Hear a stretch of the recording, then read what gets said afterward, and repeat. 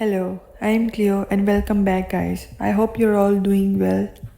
आज हम बात करने वाले हैं mariana sweb के बारे में। एक बहुत बड़ी मिस्ट्री है जो इंटरनेट पर है, जिसको हम सॉल्व करने का सोच भी नहीं सकते।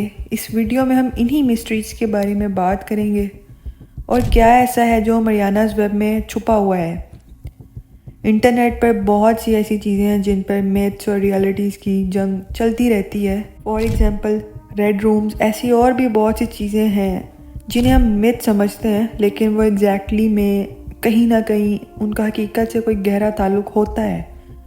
और कुछ ऐसी चीज़ें होती हैं जो हमें शुरू दिन से ही रियल लगती हैं और हम उन्हें बिल्कुल रियल ही समझते हैं, जबकि वो कुछ भी रियल नहीं होता। वो बस हमारी खुद की सुनी सुनाई कहानियाँ होती हैं जो फिर आने वाली कई नस्लों तक चलती जाती हैं। ऐसे ही बहुत से मिथ्स में से एक मिथ है mariana sweb।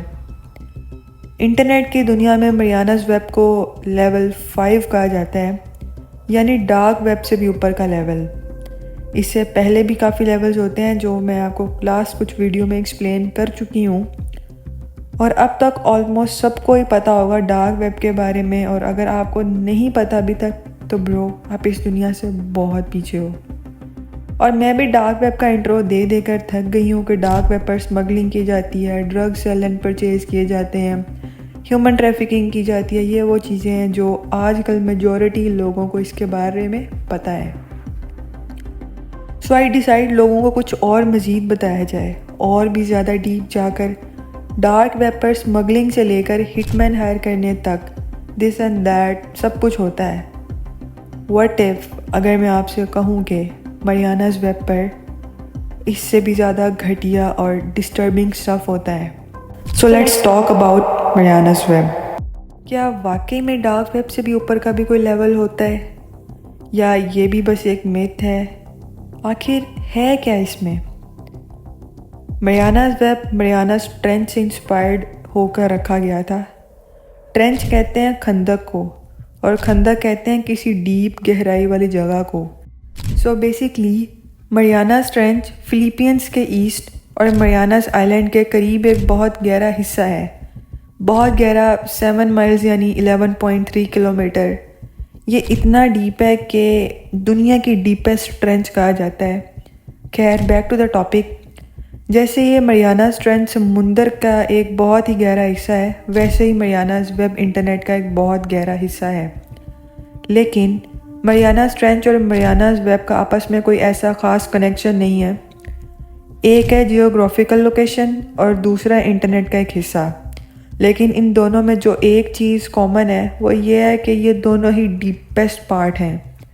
जैसे डार्क वेब में इंटर होने के लिए आपको स्पेशल ब्राउज़र यानी टॉर ब्राउज़र को यूज़ करना होता है, सेम ऐसे ही mariana वेब के लिए आपको क्वांटम कंप्यूटर चाहिए। स्पेशल किस्म के एल्गोरिथम्स को सॉल्व करना आना चाहिए, जो कि एक नॉर्मल इंसान आप जैसे और मेरे जैसे के लिए बिल्कुल भी पॉसिबल नहीं है। इसके लिए हाईली स्किल्ड और प्रोफेशनल्स चाहिए होते हैं।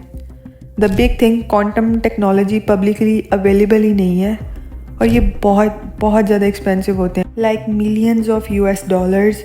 और वैसे भी क्वांटम टेक्नोलॉजी अभी प्रॉपरली आई भी नहीं है, इस पर अभी तक काम चल रहा है। यानी इस वेब को एक आम बंदा जानने की सोच भी नहीं सकता। लेकिन mariana वेब में ऐसा क्या है जो हम सबसे छुपाया गया है? कहा यह जाता है इसमें दुनिया के ऐसे राज हैं, वो डाटा है, ऐसी इन्फॉर्मेशन है जो हमसे छुपाई हुई है।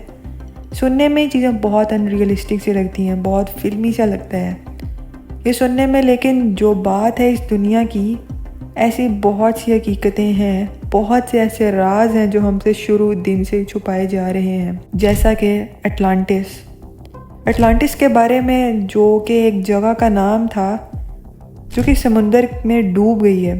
कहा जाता है वहाँ बेशुमार सोना था। ये एक मिथ जैसा साउंड करता है, नो, पर काफ़ी लोगों का कहना है इसके about almost details mariana web में मौजूद हैं, लेकिन किसी को इसके बारे में प्रॉपर इन्फो नहीं है। और इसके अलावा ह्यूमंस पर किए गए हॉरिबल एक्सपेरिमेंट्स जो कि एक नॉर्मल इंसान देख भी नहीं सकता। ऐसे डिस्टर्बिंग एक्सपेरिमेंट्स में भी आपने रशियन स्लीप एक्सपेरिमेंट के बारे में सुना हो। इस तरह के और भी बहुत से एक्सपेरिमेंट्स हैं जो इससे पहले भी ह्यूमंस पर किए गए थे, जो कि आज तक सामने नहीं आए। वैटिकन सिटी के राज, सीक्रेट सोसाइटी के बारे में, इल्यूमिनाटी के कुछ ऐसे राज जैसा कि लॉ 13, जिनके बारे में इंटरनेट पर बहुत लिमिटेड इन्फॉर्मेशन है, क्योंकि एज़ यू नो इंटरनेट को भी यही सोसाइटीज़ कंट्रोल करती हैं। तो अगर कोई भी इन पर कुछ ज़्यादा इन्फॉर्मेशन देने की कोशिश करता है तो फ़ौरन से पहले उस कंटेंट को सेंसर कर दिया जाता है, जस्ट बिकॉज ये इंटरनेट पूरा का पूरा उन्हीं लोगों के कंट्रोल में है। आज के दौर में जो नॉलेज हम गेन कर पा रहे हैं वो लॉस्ट नॉलेज है, जो कि कई सौ साल पहले से ही लोगों के पास था, बस आज के दौर में मज़ीद मॉडिफिकेशंस के साथ है। और उस नॉलेज में से भी बहुत सारा ऐसा है जो हम पर पूरी तरह से डिलीवर ही नहीं किया गया, बहुत लिमिटेड सी। और अगर आप ज़रा गौर करें, इस दुनिया की बहुत सी इन्वेंशंस कई सौ साल पहले ही हो चुकी थी, just like world's first camera और फिर दुनिया का पहला एयरप्लेन। ये कई सौ साल पहले की ईजाद है, पर इनका स्ट्रक्चर सेम है, वर्क मैकेनिज़्म भी सेम है।